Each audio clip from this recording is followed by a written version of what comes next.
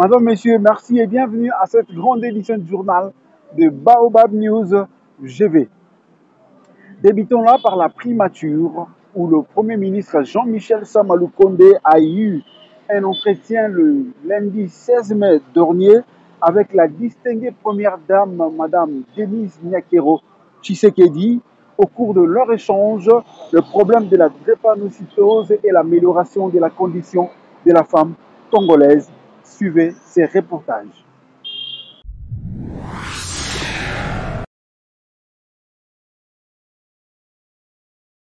Cette séance de travail a procédé de la volonté de l'épouse du chef de l'État de faire les suivis des différents plaidoyers qu'elle mène dans le cadre des axes d'intervention de sa vision.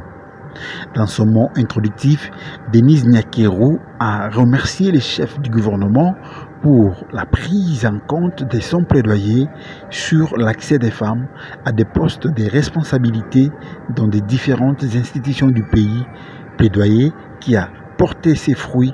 On sait que l'on compte 27% de femmes au gouvernement Samalou Condé. C'est un grand pas vers la valorisation de la femme congolaise, toutefois il y a encore du chemin. Je peux vous garantir de mon soutien dans ces combats nobles, a insisté Denise Nyakero.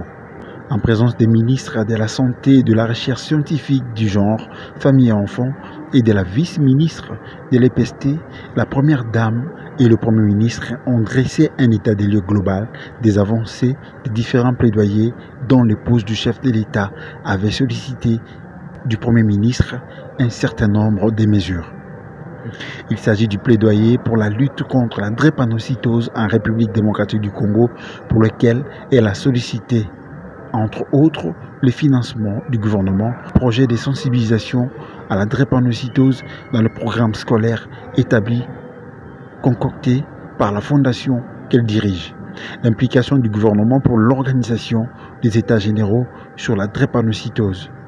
La subvention en urgence des produits à la prise en charge des drépanocytaires et l'accompagnement du gouvernement pour la construction du centre de coordination et de recherche pour la lutte contre la drépanocytose, sachant que la Fondation a financé des études techniques et mise à la disposition du projet d'un site. Il s'agit aussi du plaidoyer sur l'amélioration des conditions de la femme et de la jeune fille, pour lesquelles elle a sollicité, entre autres, le soutien de la réhabilitation du centre féminin Marie-Antoinette, autrement appelé Mama Mobutu, de l'implantation par le gouvernement d'au moins une maison de la femme dans chaque province du pays, l'accompagnement du programme Excellencia et le déploiement des troupes féminines dans les zones de conflit afin de lutter contre les violences sexuelles auxquelles les femmes font face. Il a été convié à certains membres du gouvernement par le Premier ministre de répondre à cette rencontre qui a concerné le Premier ministre et quelques membres du gouvernement ainsi que la délégation de la très distinguée Première Dame. Il s'agit d'échanger sur des préoccupations importantes qui concernent la fondation Denise Nyakero Tshisekedi. Il s'agissait également de s'intéresser sur la prise en charge de la drépanocytose, une maladie orpheline qui concerne 2 à 3% des Congolais. Une maladie pour laquelle il y a jusqu'à ce jour très peu d'implication du gouvernement. Le Premier ministre a instruit tous les ministres sectoriels de faire un effort pour que ce gap soit corrigé. Également, la Première Dame et ses collaborateurs ont évoqué le questionnement sur l'autonomisation des femmes, l'implication des femmes au sein des forces armées et les forces de défense, et également l'éducation des femmes. On a retenu aussi l'importance du gouvernement d'appuyer le programme de la Fondation Excellencia, parce que beaucoup des Congolais, des jeunes qui terminent, excellent en termes de résultats, tant au niveau national. Ceux-là, parmi les meilleurs retenus, vont à l'étranger, bénéficient d'une bourse octroyée par la Fondation. Voilà tous les sujets qui ont concerné l'échange de ce jour. Nous avons d'abord prêté une bonne oreille, une bonne écoute au plaidoyer qui a été fait par la délégation. Nous avons avec le Premier ministre d'ailleurs, accordé une grande importance, retenu une grande préoccupation, et tout sera fait au niveau du gouvernement pour rencontrer ces demandes. Initiée depuis le mois de septembre 2021, l'Organisation maritime internationale a célébré ce mercredi 18 mai la Journée internationale des femmes dans le secteur maritime. La dite manifestation a eu lieu à l'hôtel Béatrice. Suivez ces reportages de Jordan Mouté.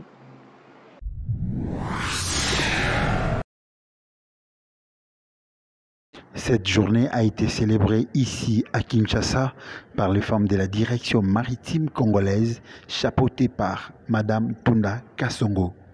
Selon l'Organisation maritime internationale, ce symposium international a tourné autour du thème portant sur la formation, la visibilité, la reconnaissance.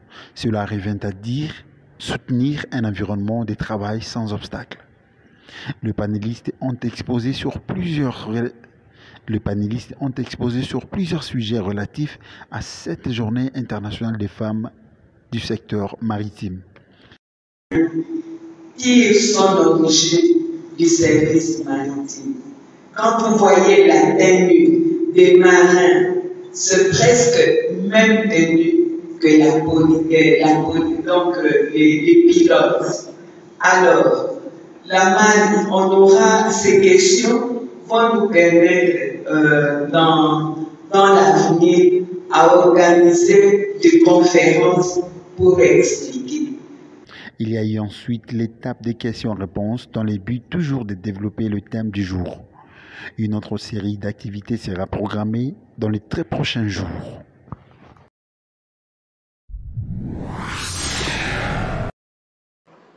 Toujours en marge de cette célébration, quelques panélistes ont donné chacun sa vision des choses dans le secteur maritime congolais. C'est le cas de Madame Ngoy qui expose le leadership des femmes dans le secteur maritime congolais. Suivez-la. Quelques années ou siècles, la femme était réduite au silence, soumise aux inégalités sociales. Et après plusieurs revendications sur le plan national, international, la femme parvient à faire preuve des compétences et de courage qu'elle détient. Le leadership féminin demeure un processus puisque les femmes doivent avoir plus de détermination et d'engagement. En RDC, nous comptons à peu près 67,8 millions d'habitants. Des atouts qu'elles ont, de tout le potentiel qui sommeille en elles, le développement serait évident. Et ce qui est vrai, il y a certaines femmes congolaises qui s'engagent déjà dans cette lutte dans tous les domaines. La reconnaissance du potentiel de la femme remonte de 1980 avec l'émancipation de la femme prônée par le président Mobutu. La femme a pu assumer les mêmes fonctions que les hommes.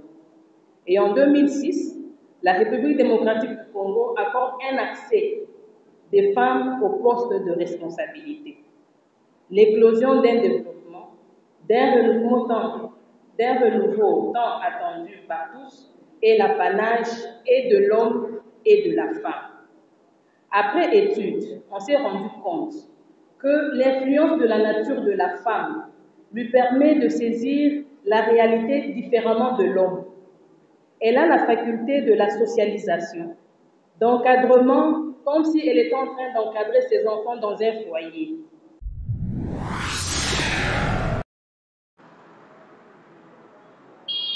La présidente de la WIMA revient quant à elle sur les objectifs de l'implication des femmes dans le secteur maritime congolais. Suivons-la. Bon, l'objectif numéro 1, c'est pas de pauvreté, donc pas de pauvres. Tout le monde doit avoir un niveau de vie assez conséquent ou élevé. L'objectif numéro 2, faim zéro, donc pas de faim. Personne ne peut mourir de faim en 2030. Objectif numéro 3, la bonne santé et le bien-être. Objectif numéro 4, éducation de qualité. Ça signifie que lorsque je suis en train de citer un objectif, maman, vous fermez les yeux et vous regardez derrière vous, je ne sais même pas dans quel coin, est-ce que éducation de qualité, avec toutes les écoles que nous avons, est-ce que nous pouvons, dans 8 ans, sortir de cette situation que nous avons? Objectif numéro 5, c'est notre objectif, l'objectif égalité entre les sexes. Objectif numéro 6, eau propre et assainissement. Objectif numéro 7, énergie propre et d'un coût abordable. Objectif numéro 8, travail décent et croissance économique. Objectif numéro 9, industrie et innovation. Objectif numéro 10, inégalité réduite. Objectif numéro 11, ville communautaire durable. Objectif numéro 12, consommation et production responsable. Objectif numéro 13, mesures relatives à la lutte contre les changements climatiques. Ntunda Kassongo, elle est directrice générale de la marine congolaise, nous étale l'origine de la célébration de la Journée internationale des femmes du secteur maritime. Elle est aussi notre invitée du journal. Suivez.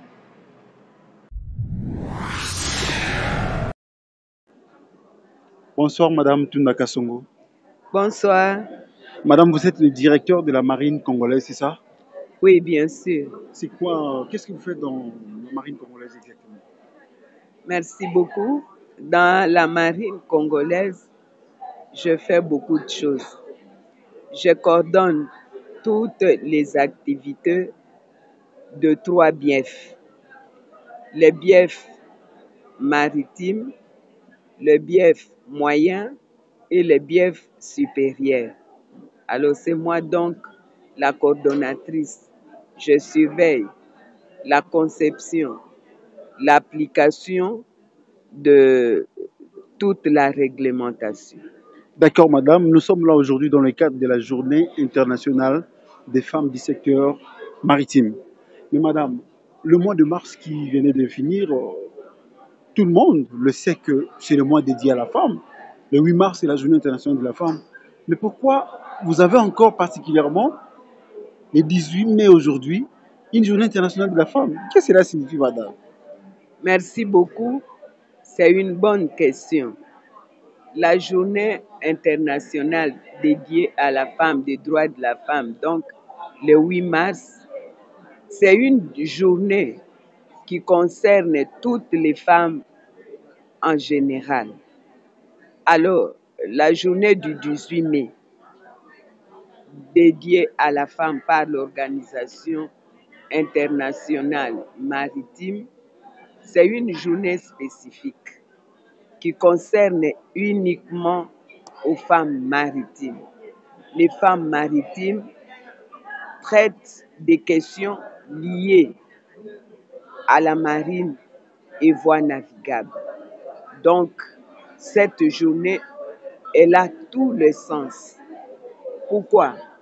L'importance même de la marine sous d'autres cieux, le secteur maritime contribue au budget de l'État à un minimum de 30%. Ici, chez nous, on n'atteint pas la hauteur de 30%. C'est-à-dire, il y a des défis à relever. Et les femmes doivent contribuer à juste titre à faire bénéficier le pays des avantages de la marine et des voies navigables. Le 8 mars, elle célèbre comme toutes les femmes, chacune dans son domaine. Très bien, madame. Mais d'où est venue l'idée de célébrer les femmes du secteur maritime? Bon, l'idée n'est pas venue d'une seule personne.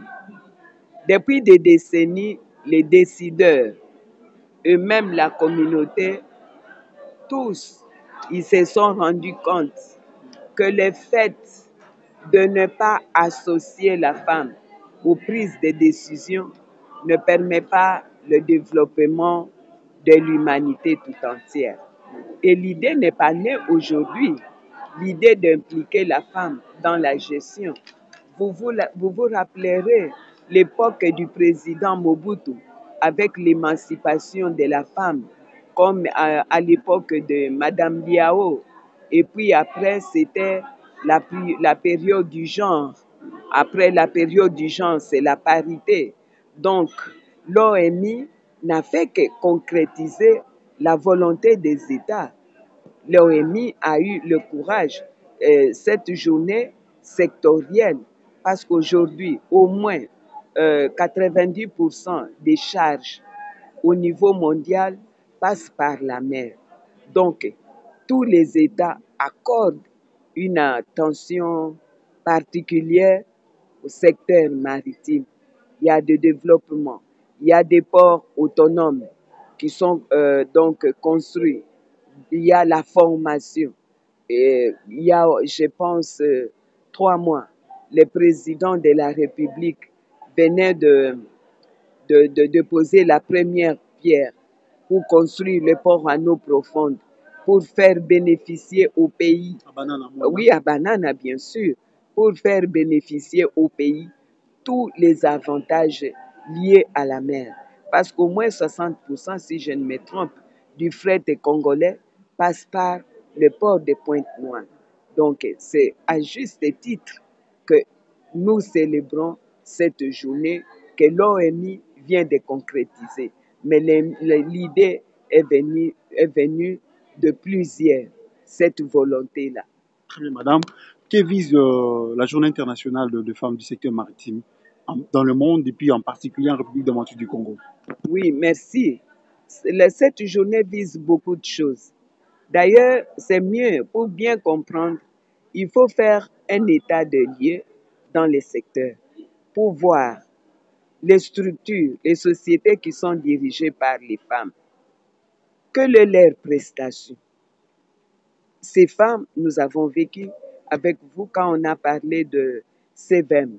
Il y a une dame qui a acheté la drague. Donc, nous avons vu que cette journée, elle est importante pour permettre à la femme d'améliorer la prestation dans les secteurs maritimes, d'améliorer donc les conditions de travail, d'associer la femme elle-même à la gestion de la chose dans les secteurs maritimes. Donc, cette idée, vous avez même suivi les panélistes qui ont parlé du leadership. Nous devons aider également la jeunesse montante. Vous avez vu dans la salle les filles qui sont à l'école de navigation. Nous avions parlé du développement des ODD 5, le développement durable. Donc, l'économie bleue, comment les femmes peuvent contribuer à faire bénéficier, comme je vous l'ai dit, le pays des avantages issus du secteur maritime. Très bien, madame. Mais, madame, quel est le métier disponible pour l'instant dans le secteur du maritime?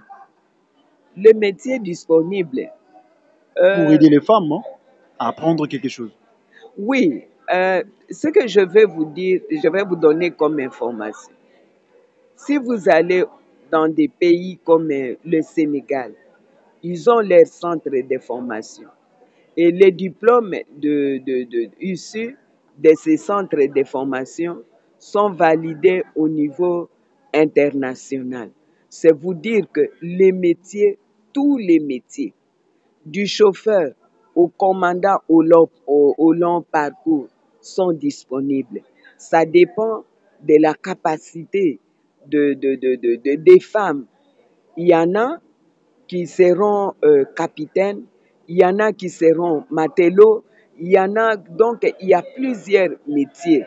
C'est pour cette raison que dans le cadre de la célébration de cette journée, nous avons prévu une activité de descente sur terrain dans les universités pour sensibiliser les filles, les jeunes filles, pour les opportunités qui s'offrent. Le problème, la difficulté est que depuis des décennies, ce secteur est laissé un peu pour compte. Nous remercions Son Excellence, Monsieur le ministre des Transports et même les chefs de l'État pour avoir porté leur attention dans les secteurs maritimes. Aujourd'hui, tous les États, même ceux qui n'ont pas l'espace côtier à la mer, ils participent aux activités maritimes. Donc, c'est une question d'actualité, c'est une question d'économie, c'est une question capitale au jour d'aujourd'hui. Très bien, madame. Nous sommes arrivés à la fin de cet entretien. Quel est votre mot de la fin? Le mot de la fin, c'est un mot d'ailleurs d'abord de remerciement. Le remerciement s'adresse, nous ne pouvons pas remercier quelqu'un, une autorité, si on n'a pas encore remercié Dieu qui nous a donné la vie, comme Son Excellence, le ministre l'a dit. Après les remerciements envers notre Créateur, nous remercions sincèrement le ministre des Transports, voie de communication et de désenclavement. J'ai cité Son Excellence Chérubin Okendesenga, qui, en dépit de ses occupations, il a accepté de venir présider cette cérémonie personnellement. Je ne peux pas limiter la liste des personnes à remercier si je n'ai pas remercié mon chef direct qui est le secrétaire général Donna Bagula. C'est lui-là qui est même le coach de cet événement, le coach des femmes du secteur maritime. Nous remercions aussi les responsables du secteur qui ont rendu possible l'organisation de cet événement. Nous remercions toute personne, de près ou de loin, même vous les journalistes, tous les participants. Nous leur disons merci pour leur implication. Sans leur implication, cet événement ne pouvait pas réussir. Merci beaucoup, Madame Tunda Kasongo. Merci beaucoup à vous, chers téléspectateurs. Au revoir.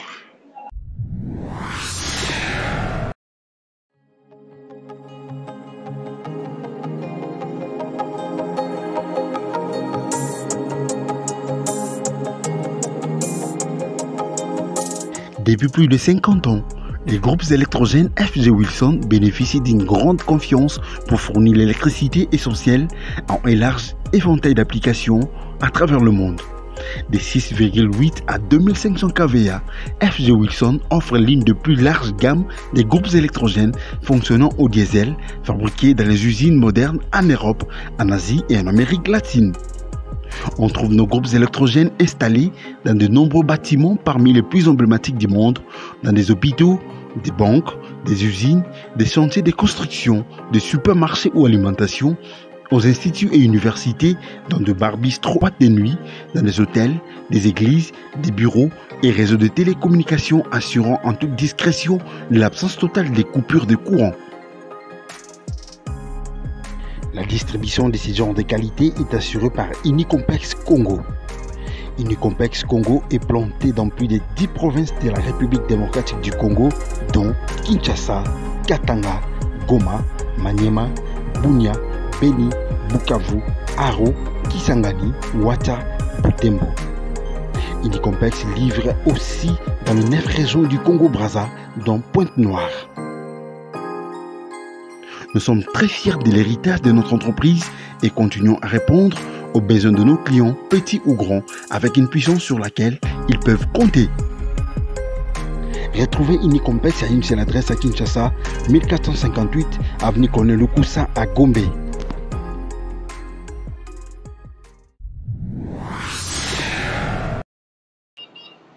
C'est par ici que nous bouclons ce journal, Madame, Messieurs.